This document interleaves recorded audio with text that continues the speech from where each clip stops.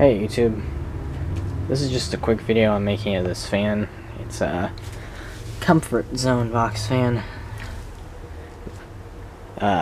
made by Aerospeed, or what's the company called? Cam Air is the company that makes it. And I got this fan out of the trash, and when I first tested it, it wouldn't run, and I thought it was seized up. But after taking the blade off, I found this. That is a mess of hair.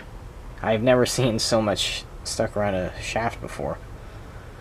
I can't say for sure, but I'm thinking that was just like jammed up in the motor vents or something. And that's why it wouldn't spin. Because it spins now, see? I haven't even oiled it or anything. But yeah, that is ridiculous. I've never seen something like that before. And this fan is kind of rusty, as you can see. I'm not sure if I'm actually going to keep the motor in this fan or if I'll put it in this floor fan here, because that's the floor fan version of this. But anyway, I just wanted to show this real quick. So anyway, thanks for watching.